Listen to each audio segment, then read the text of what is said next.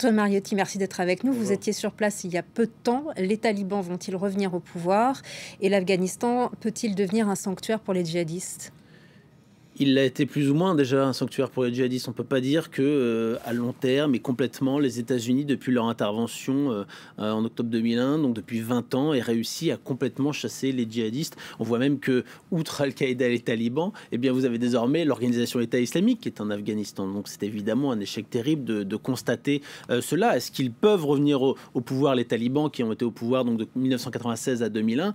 Oui, ils le peuvent. Aujourd'hui, ils contrôlent, où ils sont extrêmement présents dans 75% du territoire afghan. Là aussi, c'est un aveu d'échec terrible de constater cela.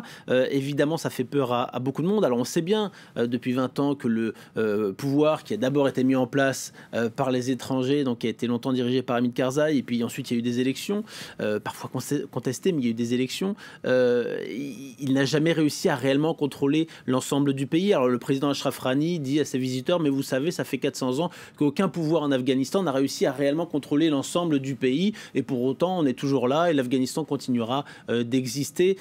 Certes, même les talibans n'ont pas réussi à contrôler l'ensemble à 100% du pays, mais une très bonne partie, et aujourd'hui ils sont extrêmement forts, ils reviennent en force, et surtout on voit bien que toutes les opérations aériennes étaient menées depuis cette base de Bagram dont vient de parler Sonia à Kaboul. Aujourd'hui elle va être abandonnée, redonnée à l'armée afghane. Combien de temps l'armée afghane va-t-elle réussir à tenir avant que les talibans ou d'autres forces, puisque l'État islamique bombarde régulièrement lance des roquettes sur cette base, combien de temps ils vont réussir à la tenir? C'est une véritable question. Il y a une grande inquiétude parce que aujourd'hui, il contrôle, vous l'avez rappelé, la plupart des grands axes routiers du pays, un grand nombre de districts, et c'est extrêmement inquiétant pour la capacité de l'armée afghane et des forces de sécurité afghanes de tenir le pays, ne serait-ce que dans les mois à venir. Et quand j'y étais, pour en finir en début d'année, un diplomate occidental me disait, vous savez, si les Américains partent, nous on se prépare déjà à fermer notre ambassade et à rentrer parce que ça va devenir trop dangereux et ce sera à nouveau la guerre civile. Sans parler de la corruption du régime afghan. Naturellement. Ce départ ne signe-t-il pas l'échec cuisant de l'intervention américaine en Afghanistan? Vous le disiez. C'est un échec terrible. La première fois que je suis allé en Afghanistan, c'était en 2007, il y a 14 ans.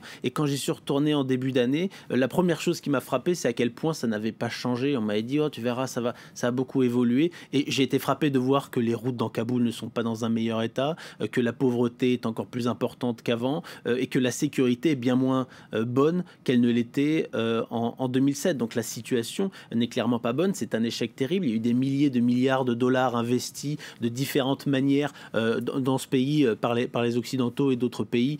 Et quand on voit le résultat aujourd'hui, on est presque à revenir au point de départ. Évidemment, c'est un échec terrible. Il faut comprendre un petit peu de contexte comment on en est arrivé là. Je parlais en début d'année aux États-Unis avec un agent de la CIA pour un documentaire qu'on est en train de préparer pour France 24 justement sur ce sujet qui sera diffusé en septembre. Il me disait, faut se rappeler qu'au tout début de l'intervention en Afghanistan, à mes yeux, c'était l'opération militaire la plus brillante des Américains depuis la Seconde Guerre mondiale. Et il n'avait pas tort. Il disait, après tout, il n'y avait que 200 Américains sur place, uniquement des forces spéciales ou des agents de la CIA, avec beaucoup d'argent qu'ils ont donné à l'Alliance du Nord et aux troupes sur place. Et on a donné uniquement un appui aérien. Donc ils ont pris Kaboul, etc. Mais c'était les Afghans. Nous, on était là en appui. Mais soudainement, on a changé d'objectif et on a voulu transformer l'Afghanistan en Suisse d'Asie centrale. Donc forcément, ça veut dire aussi occuper l'Afghanistan, ça veut dire vouloir instaurer le surge après, oui. Ça veut dire instaurer des structures étatiques à l'occidental, sauf que l'Afghanistan ne se dirige pas comme on dirige la France, la Belgique ou les États-Unis. Et ensuite, très rapidement, les Américains ont regardé quasiment uniquement l'Irak. Et le numéro 2 de Colin Powell me disait, on s'est mis en mode pilote automatique, honnêtement, en Afghanistan. On l'a complètement délaissé. Et donc, malheureusement, après, ça a été trop tard pour revenir. Il y a eu les renforts envoyés, les dizaines de milliers de renforts, 30 000 hommes par Barack Obama, mais tout en leur disant, vous revenez dans 18 mois. Donc déjà, les Afghans disaient, ben, très bien, les talibans, on attendra 18 mois, ce n'est pas un souci. Donc évidemment, c'est un échec absolument terrible. On peut dire tout ça pour ça. Il y a eu aussi la corruption des instances afghanes, vous le disiez, qui font que les Américains notamment en ont marre de s'investir. Et puis le double jeu pakistanais aussi, qui n'a cessé de soutenir les talibans, même si pour la lutte contre Al-Qaïda, en revanche, ils coopéraient vraiment profondément avec les Américains. Merci beaucoup Antoine Mariotti pour